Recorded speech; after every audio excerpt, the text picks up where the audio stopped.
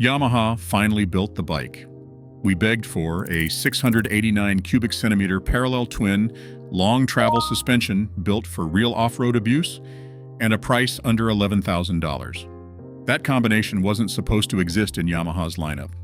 For years, if you wanted a proper mid-weight adventure bike, something light enough to actually pick up when you dropped it, but tough enough to cross a continent, your options were basically a KTM you would need a second mortgage to maintain, or a Honda Africa Twin that felt more like a touring bike in an ADV costume. Then Yamaha dropped this, the Tenere 700. If you followed adventure riding for the last decade, you remember exactly how this story started. Back in 2016, Yamaha rolled out a concept bike at EICMA called the T7. Stripped down, purposeful, built around the CP2 engine from the MT-07. Riders lost their minds over it. Forums exploded.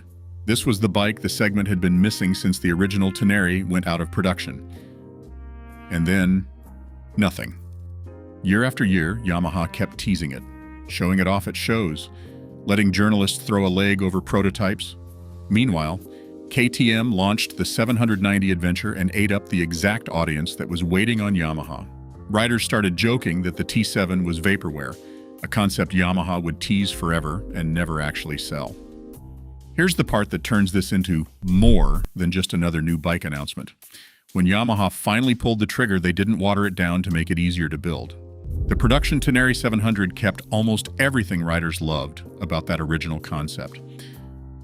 Under the tank sits that 689 cubic centimeter CP2 parallel twin, the same engine family from the MT-07 and XSR 700, tuned here for low-end torque instead of top-end screaming power. Around 72 horsepower, but the number that actually matters off-road is the torque curve. Flat, predictable, and easy to modulate when you are picking your way through rocks or sand. Long travel suspension, front and rear.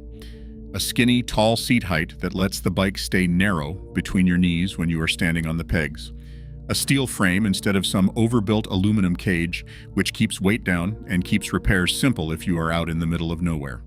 Claimed wet weight sits right around 452 pounds, genuinely light for this class, and it shows the second you try to muscle it through deep gravel. No massive touring windscreen, no electronic suspension, no 20 riding modes buried in menus. Just a simple digital display, switchable ABS you can actually turn off at the rear for real off-road riding, and a bike that gets out of its own way. And the price when it finally landed in the US for 2021, right around $10,299 to start. That undercut the KTM 790 Adventure by a meaningful margin, and it came in thousands less than a comparably equipped Africa Twin. Line it up against the competition and the gap gets even clearer. The KTM 790, later replaced by the 890, is more powerful and more sophisticated, but it's also pricier and notoriously fussier to maintain. The Africa Twin is more comfortable for pavement miles, but heavier and more expensive once you start adding the electronics package.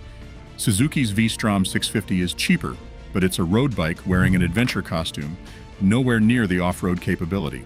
For the rider who actually wanted to go off-road, not just look like they could, nothing else in that price range lined up the same way. Is it perfect? No. The seat gets uncomfortable on long highway stretches. Wind protection is minimal at best. And that 72 horsepower ceiling means highway passing takes some planning if you're loaded up with gear. None of that is a deal breaker. It's the price of admission for a bike built around off-road capability first. Because when you zoom out, it's obvious who Yamaha built this for. The rider who's been dreaming about an actual dirt-capable ADV bike since that 2016 concept first showed up online. Someone who wants a machine light enough to pick back up after a low-speed tip-over, and tough enough not to care what the trail throws at it next. After years of teasing, years of forum complaints, years of watching KTM and Honda scoop up the exact riders Yamaha had been courting since that first concept reveal, Yamaha finally listened. So the real question now, are you Team Tenere, or is there another mid-weight adventure bike you'd park in the garage instead? Drop it in the comments, and if you want to see how this thing actually handles real trail conditions, that's the video to watch next.